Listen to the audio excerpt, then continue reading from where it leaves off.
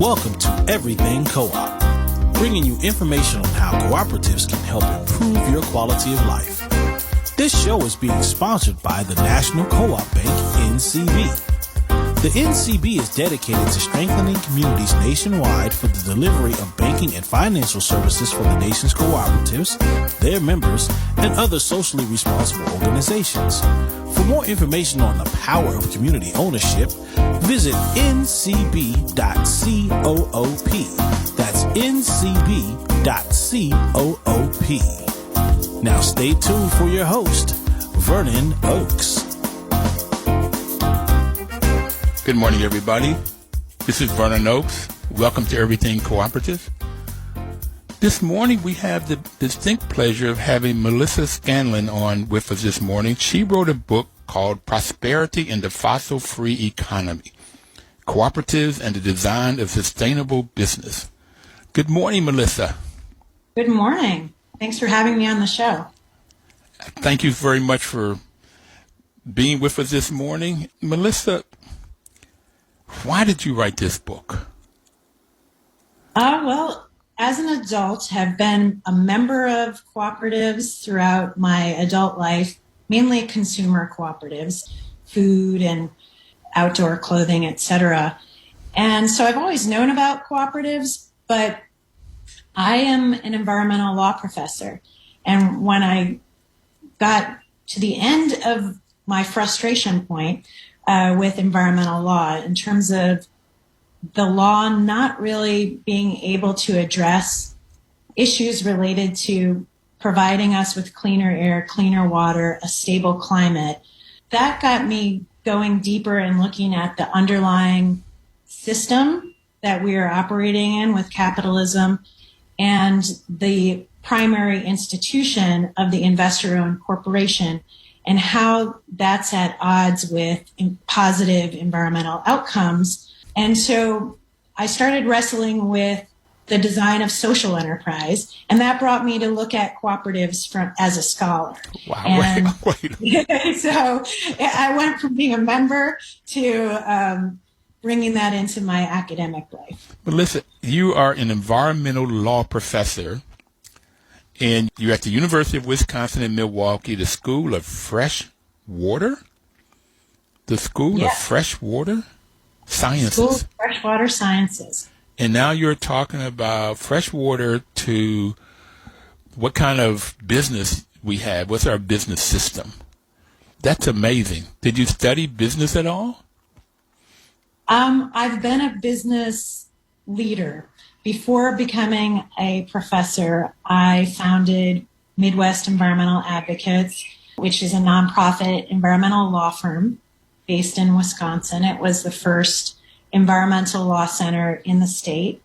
And I've been really involved in social enterprises as a business founder, but I haven't been formally trained with an MBA like you, Vernon.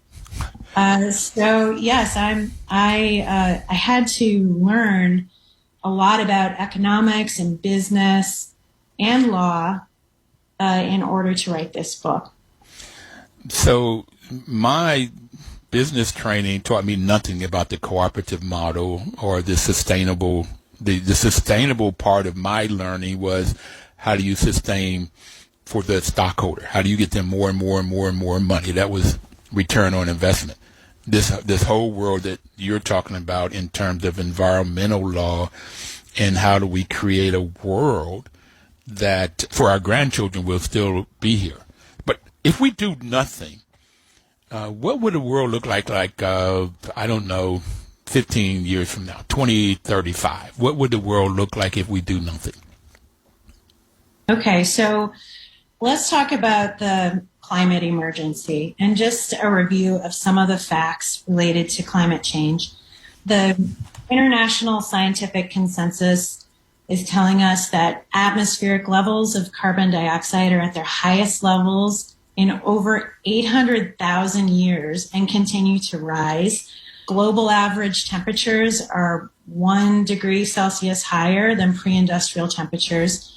And that might not sound like a lot, but that means the sea level has been rising, warming, and becoming more acidic as it's absorbing all this excess heat and carbon dioxide.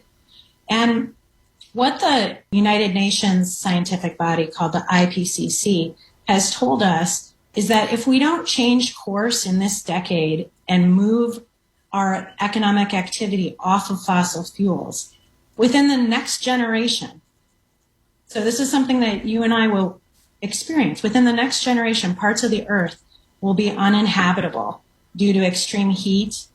All the life-supporting coral in the oceans will die. If you remember the Amazon and Australian fires of 2019, that will become the norm.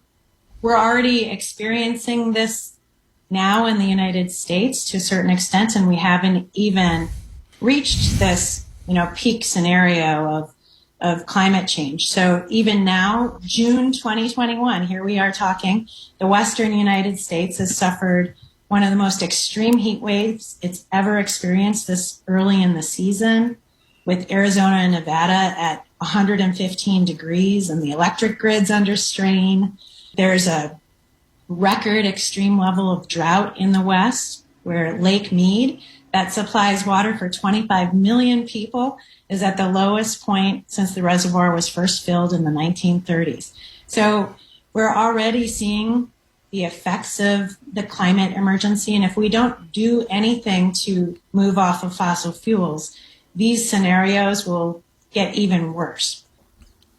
2035 is, 14 years from now. The heat, droughts, flooding, hurricanes will become the normal part of our lives if we don't change our trajectories. All right, so you sound like one of those movies, scary movies of the future. Part of the planet's gone. And just as a lot of people don't believe that. They just don't believe that. They think everything is a forest, everything is a lie. And so this whole thing about climate change is crap. I don't know if 1/3 of our society or 1/2 of it believe that there's no problem with climate change. And our last president was part of the reason for that. He didn't believe it. Do you have any sense of how to prove? I know the forest fires should be enough. Wildfires should be enough. Starting from Katrina and then every year since then should be enough with the hurricanes. The people in Houston should say and know that something's changing because Africa is throwing us more hurricanes. Okay, they're coming across more often. How do we get people to really understand this is truth, this is fact, and if we don't do something, if we don't start at the consumer level of doing something, this is what our children, matter of fact, you said we will see it. I'm 74 this year, so 14 years, I'll be 80. Yeah, I'm here. I'm still here. 88 years old, and we will see more and more and more of this. How do we get people, do you have any sense of how we get people to really grapple with, here's the problem? Well, it depends on where you are. And I think, if you go to Europe, there isn't so much confusion about climate change. If you go to countries in the global south, they're experiencing the results of climate disruption much more acutely, not as much confusion. The reason there's confusion in the United States goes back to a corporate machine of information and a disinformation campaign. And that relates to, keeping the investor-owned corporations that are involved in fossil fuels in business. So climate change is not a belief system. You don't believe in it or not. The physics is the physics. And that's where we are with the facts of climate change. What I was studying in this book was the private sector moving way out ahead of the law, in particular cooperatives in the private sector, addressing climate change, understanding that it is a real problem and using their business activity to address it before you get the government to come along with you. So I think what you highlight here about this confusion, it's a real problem. It has resulted in the United States being a bit of a laggard in terms of having laws that control greenhouse gases and move us effectively off of fossil fuels.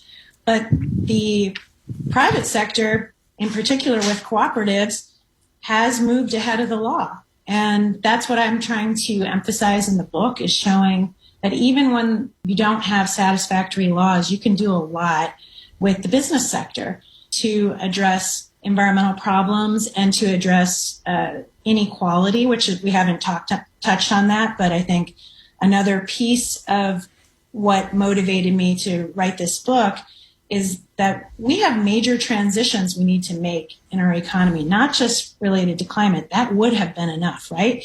But we also have the Sustainable Development Goals that are unanimously agreed upon by all the countries that participate in the United Nations to address poverty and rising inequality, access to clean, affordable water, etc. So we need to have businesses that are designed to address those multiple goals and not to be at odds with reaching these larger goals for society. Melissa, Dr. Scanlan, this is phenomenal. How can one get your book? First, I found it very readable, which I really appreciate. You make it really, really clear. So how can one get your book? Sure. First, thank you for reading it. And I'm really glad that you found it readable, because I wrote it to be accessible to a wide audience. I didn't want this to just be for people trained in the law or for insiders in the cooperative movement. I wanted this to reach broadly. And my book link, hopefully you'll put on your website so your listeners can then link to it and ask your local bookstore to carry it, get it that way. And then there are the larger chain bookstores that you can access as well. But I would recommend going to your local bookstore and also to your library and ask your library to carry it. So what is the link? Is there... why don't I send you the link and then you can have it on your website? Yeah, we'll put it on our website. That's easy. I'm wanting to let people out there know, like real early in this program, how they can get it. So if you go to co-op, C-O-O-P, Verde, V-E-R-D-E, .wordpress.com, you can access information about my book, a link to it, way to contact me. You can see some of my blog posts about the case studies that have some photographs from my site visits. Okay, so is C-O-O-P-V-E-R-D-E. That's a Spanish word, maybe? Yes, verde is green in Spanish. Green Co-op, okay. coopverde.wordpress.com. Okay. We're going to take our first break here in a couple of seconds, but we talked about what the world will look like in 14 years if nothing is done. We've talked about law, we've talked about business, we've talked about chemistry, we've talked about physics. So we're going to come back and talk about what the world will look like if we do something in 14 years. And it's like critical now. So please stay tuned for that. But we're going to get into some case studies. In her book, she talks about some case studies looking at the cooperative model. And I'm just really curious to know a little bit more about how you got into this cooperative world. We'll talk more about that when we get back. Please don't touch that dial.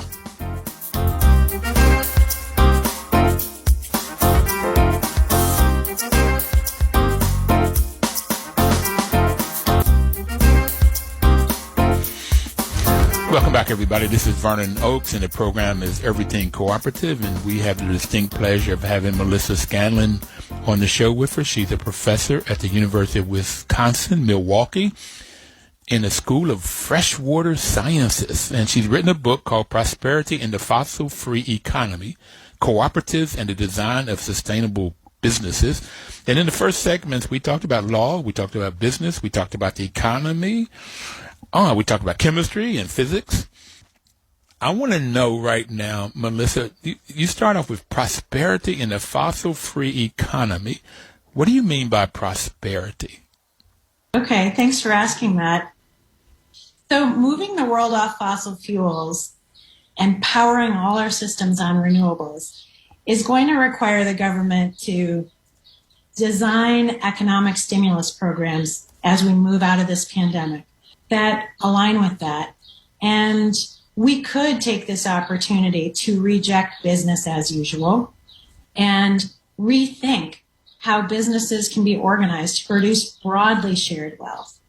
We could prosper while we transform and move off of fossil fuels. And our choices are going to involve trade-offs between how quickly we mitigate, which means reduce climate change. How quickly we do that will result in how much adaptation we need to do to disruptions like hurricanes and floods, how much suffering people are going to experience, and whether or not we can prosper. And the more aggressively we mitigate greenhouse gases and move off fossil fuels in this decade, the less we will need to adapt, the less we will suffer. But what if our approach also meant we could prosper? So I put prosperity into this title because to prosper in this next economy is going to involve taking the democratic political experiment that we have had in this country to the next level and building a democratic economy, one that's of the people, by the people, and for the people. And this kind of economy is going to involve creating businesses that reflect this broad-based shared ownership and decision-making by workers. Melissa, right? Melissa, let me just say to you, will you please continue to preach? You're preaching to the choir. This is what I've been trying to say on this program for 7.5 years, but keep going. Okay, okay. Yeah. But see, what I like about the way you're coming through this, it's all about how do we get fresh water? That's your basics, freshwater sciences. And you have to look at all of these other things. We've got to drink water. We need it for vegetation and agriculture. We need water, but you've got to look at all of these other things in order to get to having fresh water for people. Or people are just going to die if we don't have fresh water. And so it's amazing to me how you've come from that one point to looking at everything that you're looking at. I'm sorry to stop you. So if you can remember where you were and keep going, please keep going. No, that's fine. Prosperity, I think, means having a broader base of ownership and weaving sustainability into the core purpose of a business and improving the communities where business is conducted so that wealth can be shared more equitably across nations, races, and genders. And that is the system-changing kind of prosperity that we should be aiming towards with our business activity.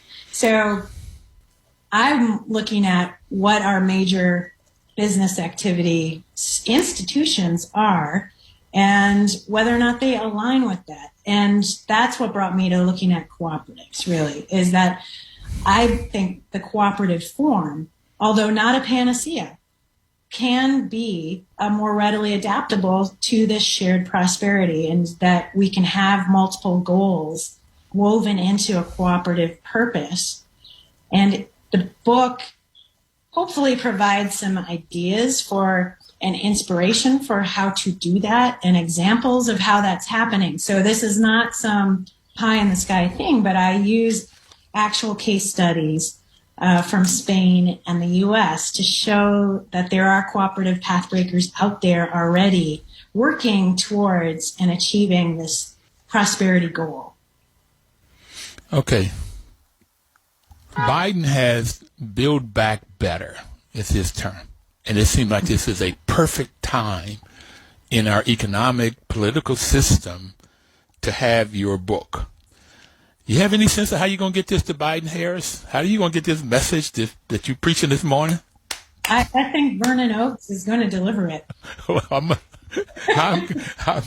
trying to go to James Clyburn. I've already started trying to figure out how to get to him. Okay. So he might get to Biden. But this book is this is amazing to me, Melissa, that you started with water and where you've come to in a cooperative as a solution to our climate change issues. But I've had it, and how I got to it is as a solution to the wealth. And you talked about prosperity, but being an African American and seeing how marginalized people don't get wealth, 57 cents of every new dollar goes to the 1%ers. And that leaves 43 cents to the 99% of us. And those that are 50%, talking about in terms of income, the low 50%, the low half of our population, I don't know if they get 3 cents on a dollar, but it's very, very small. They don't get very much of this wealth. And so when you talk about prosperity right now, is to the 1%ers. That's who gets the wealth in America, and that's seen through this pandemic. And so I've looked at the... And I want to add on to what you're saying, Vernon, that wealth in the United States is really unequal based on race and ethnicity. Mm-hmm. And the Urban Institute analyzed data on wealth from 1963 until 2016 and showed a gap during that entire period. So in 2016, the average white family held 7 times more wealth than a black family and 5 times more than a Hispanic family. So not only is there a great disparity overall, but then when you break it down by race and ethnicity, you see these disparities. So that's a huge issue to address. And another measure of inequality is the income gap between CEOs and workers in the same company. And that has grown by an order of magnitude since the late 70s. So 1978, that gap was 30-1. But by 2013, it's 300-1. And these are areas where cooperatives are really equipped to address these inequalities through their membership and through their compensation policies. One of the hallmarks of the cooperative pathbreakers that I study in this book is that they had caps between the highest and lowest paid people within the companies. And that led to a greater sense of shared equality within the cooperative. That is phenomenal that you went there. My stats are a little bit different from yours. I have it that the wealth of a family of 4 in the U.S., and I don't know my source, so yours, it was $171,000. It was the average white family of 4 had, the amount of wealth that they had, $171,000. And the average wealth of a family of 4 for a black family was $17,000. Okay. So it's 10 times. You said 7. So we won't argue about it. We know it's huge, this wealth gap. If it's a black female head of household, their net worth was negative $6. So they had more liabilities than assets. They owed more than they owned. If you were, and there's a lot of single family black women head of households in the U.S., unfortunately. And I think it starts from slavery on the way through. But we won't get into that social issue right now. I love what you're handling all of these different things, and you're coming up with cooperatives is a better solution to all of this, much better, I have it, than this capitalistic model. The capitalistic model helps to create the climate change, helps to create greed, helps to create the climate change. Greed helps to create this wealth disparity. Well, let me provide a little bit of distinction there. So I think we need to just understand the path dependence arising from capitalism, right? And it's a system organized around self-interest and competition. And it is not, I am not saying it's that capitalism is all bad. Cooperatives can coexist within a capitalist system. But what we're in today is what I think some people have termed hypercapitalism. And this is kind of capitalism on steroids. So where producing financial returns for investors is the singular top priority. And information, goods, and people are moving around the globe with a speed not previously known. You have businesses that lack a commitment to specific places, and consumerism, sort of as a belief system, that is orienting people's lives and values in order to drive economic growth. And then governments that have a very limited will to regulate or tax the multinational corporations that shape this reality. So I just wanted to give that point on there because it's not that I'm arguing in the book that we need to reject capitalism per se. It's this extreme form. We'll be right back to talk more about this extreme form of capitalism and how cooperatives work if we really want a planet that we can live on. We'll be right back. Please don't touch the dial.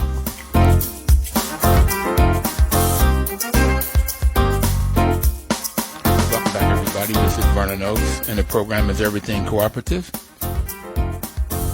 You know, the co-ops are much different.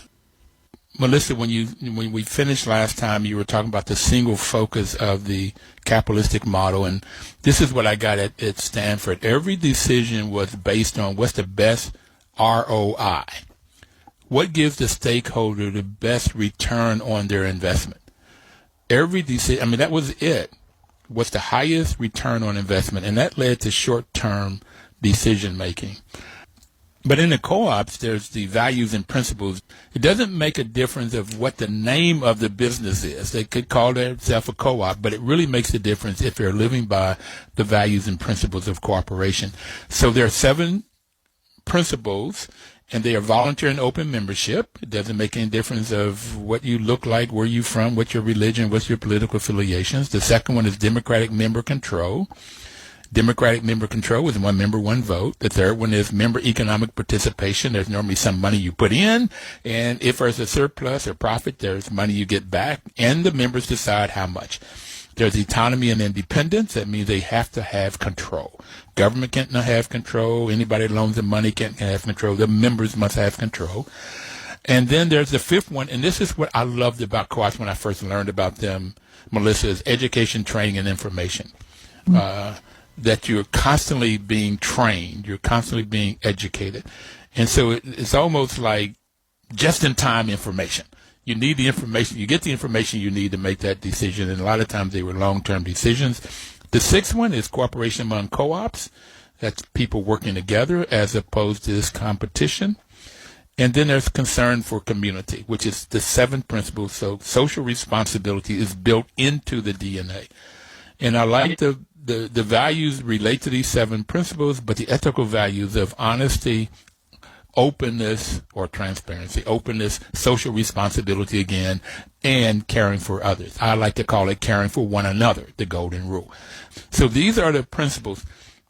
How did you find these principles? You talk about them a lot in your book, which I really know you get what's at the core of cooperation. But what do you find how these principles help with sustainability and climate change and all the things that you were talking about earlier to help us that we will be able to live after 2035?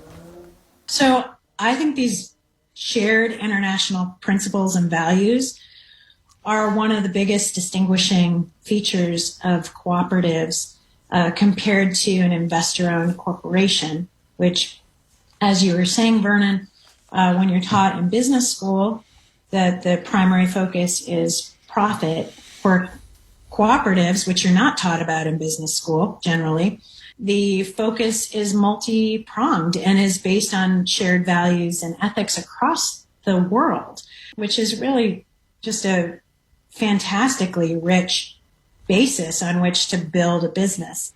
And Principle 7, concern for the community, is the locus of environmental protection for cooperatives, and understanding that means working for the sustainable development of the community in which the cooperative is based, but also the communities with which you're interacting beyond the local. So what I found in my case studies is that the cooperative pathbreakers, the sustainability pathbreakers, incorporate these principles into their bylaws or articles of incorporation, and they use this legal design to give greater purpose to and focus to their day-to-day operations, and it helps them move beyond what the general laws of society might tell them about equity with workers or protecting the environment.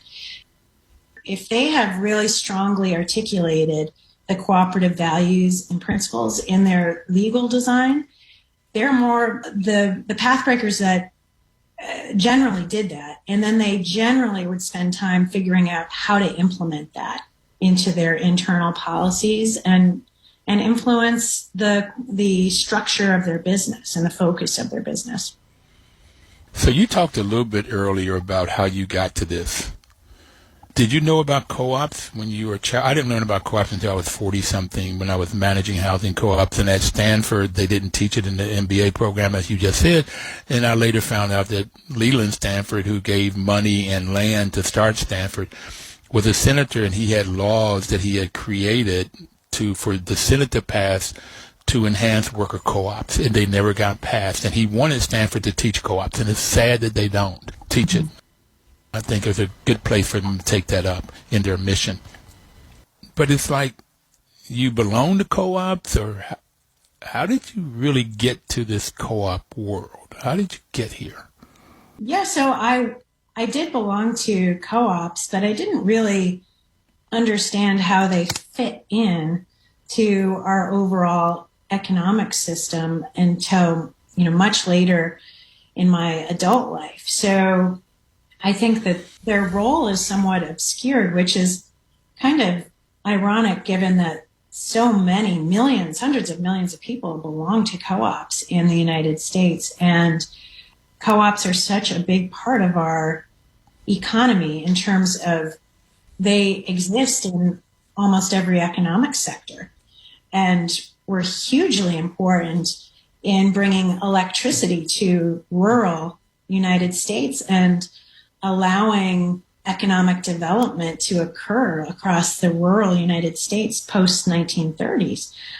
So you mentioned that education feature of the cooperative principles, and I think we do really need to emphasize that. We need to do more education about co-ops, and I know the International Co-op Alliance has a common brand that can be used, but a lot of co-ops aren't even using it.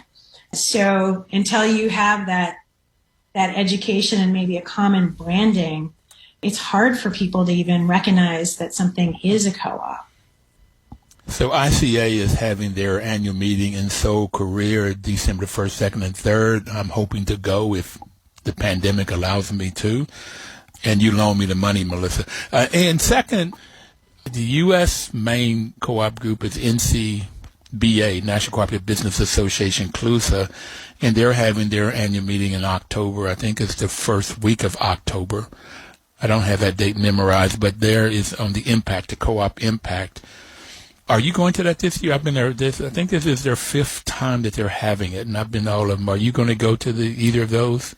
I am going to that. That is starting October 4th. Okay. And it goes all week, and I'll be talking about my book at that conference. Fantastic. Well, October 7th is my birthday. That's when I'll be 74. October is the month that we started this program 8 years ago now. Okay. October is co-op month. October is the Impact Conference. So October is big in my life. It's huge. Sure is. So you were talking about the different types of co-ops. So real quickly, there are 4 sectors, co-op sectors. I have it, and it depends on who owns and controls the business. If business is owned and controlled by the employees, it's called a worker co-op. And therefore, you can have any business you can think about could be a worker co-op. It could be owned and controlled by the employees. The second type is if it's owned and controlled by the people that uses the products or services. Those are called consumers. They use the products or services. That's a consumer co-op.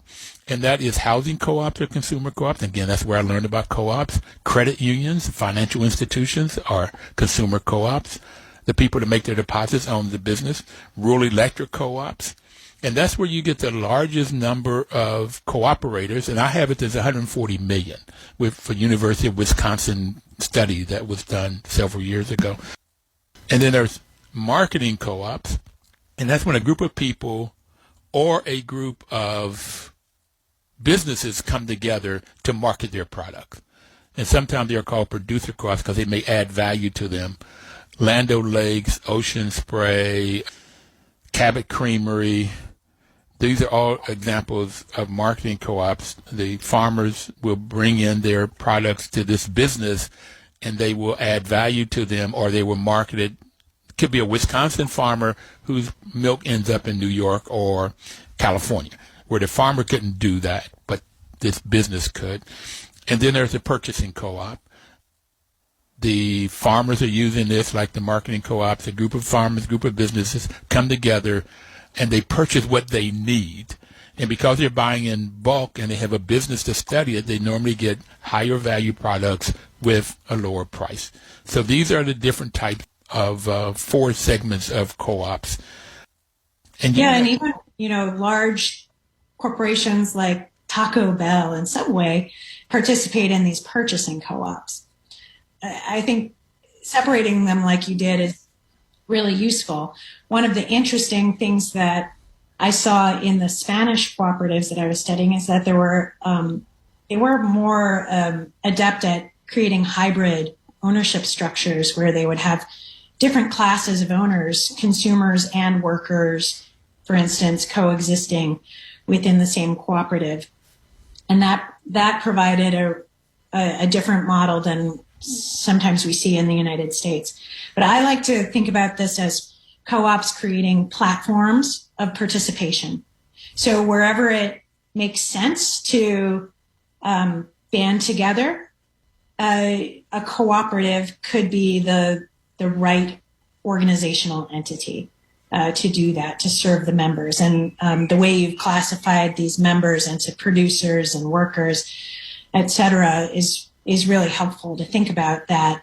And then to also think about how you can have hybrid memberships where people can participate. Well, a lot of people know about Ace Hardware, but they don't know it's a purchasing co-op, that they've joined together and they buy so they can compete against the Home Depots or the Walmarts. So these little mom and pop stores can compete, buying higher quality at a lower price, and they can pass that on. And then there's the food co-ops. Food co-ops normally started out as consumer co-ops, where the people, and matter of fact, you're like this, Melissa. I was told when I first got started that blacks were not into co-ops. That was white hippie people eating tofu. They were the ones that were into co-ops. And it was a lot of food co-ops and hippies that got into it because they wanted better food, better quality food, organic foods, and they would form. But now there's hybrids. A food co-op could be a worker co-op or a consumer co-op or the hybrid that you're talking about. I've seen a few of those. And the other one I wanted, a purchasing marketing co-op. Artists are beginning to use those more. There's a group of black women in Pittsburgh, and they call themselves Ujamaa. And some of them make jewelry, some of them do painting, some of them do clothing, and they form this co-op together so they have a storefront. Any individual artist could not afford a storefront, but together they could. They have a web page, ujamaa.coop, and you can go there and buy this phenomenal artistic work. It's great. So, and to your point about black people not participating in co-ops, that is obviously ridiculous because black people have been developing cooperatives and systems of mutual aid as prosperity strategies for generations. And starting in 1969, the black farmers in Georgia secured their land through New Communities, Inc., which became the first community land trust in the United States to promote access to affordable housing. So that was a pioneering co-op that has really led the way to thinking about how co-ops can stabilize land values and make housing more affordable to people. We've got to stop now and take our final break already. I knew this was going to go very fast, and we're going to come back and talk a little bit more about blacks and co-ops. Particularly, I've had Shirley Sherrod, who her and her husband started New Communities Land Trust, and they went to Israel to figure out the plan. But we'll be right back, and we'll talk more. And I want to get to one of your samples. We'll be right back, please. Don't touch that dial. Your news talk station. Welcome back, everybody. This is Vernon Oakes. The program is Everything Cooperative, and we are talking to Melissa Scanlan, who's a university professor.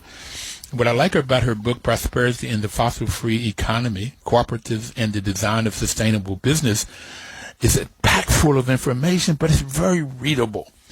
So I would suggest that everybody out there would go get this book. You can go to coopverde, coopverde.wordpress.com. That's coopverde.wordpress.com and get a copy of this book. She will be talking at the NCBA Impact Conference in October of this year, and you can hear her there. I think that's going to be virtual and live. I'm not sure how they finally got that done. But before we took the break, you were talking about New Communities Land Trust, and Shirley Sherrard was on our show. Shirley's a phenomenal lady. She and her husband started that program, and they started the Georgia Southwest Project in the 60s. And she's a phenomenal woman. You can go on our webpage, www.everything.coop, put in Shirley Sherrard, and you can listen to that program. She's phenomenal. She's one of my heroines. She's up to the top. The other thing is Jessica Gordon Nimhart has written a book called Collective Courage.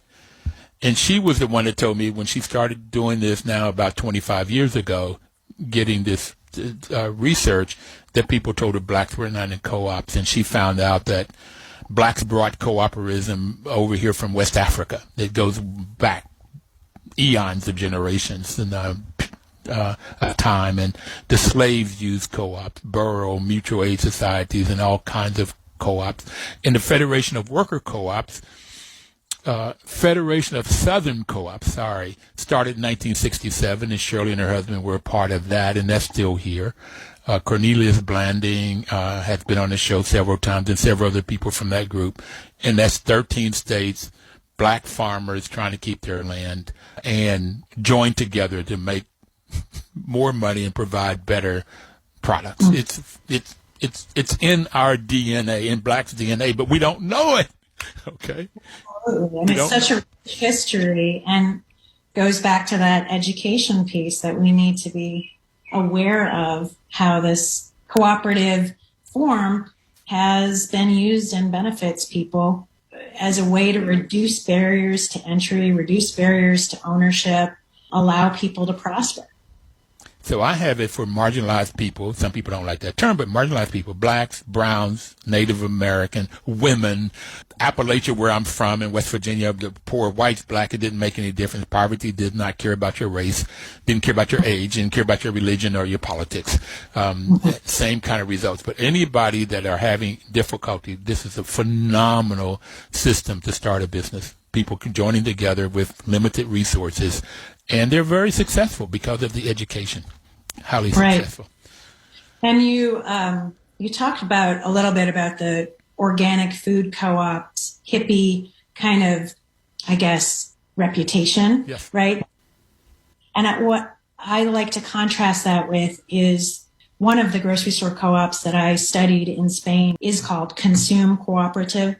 And their purpose was to provide food at an affordable price to address a really high rate of inflation when they formed at in the 1970s in the Valencian community of Spain. And they have grown to be just a massive force to compete with these big box chain grocery stores in Europe. So it's really fascinating to see that a co-op can be food co-op can be at a much larger scale, and was motivated from that same kind of economic founding that you're talking about, Vernon, as it relates to addressing the needs of low income people. And since they have flourished and started seeing the environmental problems that Europe and the rest of the world is facing, they have incorporated environmental sustainability into their mission and what they do, and they're way out ahead of other grocery stores. So let's talk now about one of your case studies, one of the U.S. ones as opposed to the Spanish ones. Which one would you like to talk about? Sure. Well, why don't we talk about the Crop Cooperative that was formed in the late 80s. That's a farming cooperative. And I don't know if you're familiar with that one. Should I tell you a little bit about it? Please. CROPP? Yes. Okay. You might be familiar with their most popular brand, which is Organic Valley. Yes. So that's a really interesting story because they were formed in the 1980s when the Wisconsin dairy farmers were experiencing this terrible farm crisis, struggling not to fall into bankruptcy. Many were falling into bankruptcy. And an idealistic group of 50 produce farmers and 7 dairy farmers banded together to try to come up with a farm appropriate solution because they found that the federal government was not going to be coming to their aid. So this is where cooperating made more sense. And they formed an organic value-added cooperative to save the family farm. It was really about the kind of bread and butter aspect of making sure farmers had an income that could keep them farming the land and doing it in a way that was protective of the environment. So that sounds like that is a marketing co-op, or what we call a producer co-op. These farmers come together, 67 of them, and they form a co-op where they can market their products to places that they couldn't do individually to overcome hardship. It's also interesting how co-ops have been there when there's downturns, when there's necessity causes co-ops to happen. Could be economic necessities, environmental necessities that you've been talking about, but form co-ops to help the members. Helping the members, you already said, is the key for co-ops. We're in a corporate, in a capitalistic model is how you help the shareholder, who may not even live in that community, who may not even live in this country, but they have the capital and they invest in it. And the whole idea of that business is how to make them more profitable, more money. Where the co-op is, how do you help the members? In this case, it's the farmers. Right. And they essentially were forging this co-op at a time when there wasn't really a market for organic dairy. And so they set the price at a level that could keep farmers farming. And it proved to be a very successful strategy. So by 2019, when I did the interviews with their former CEO, who was their founding member, they had more than 2,000 organic farmer members spread across the United States, 31 states.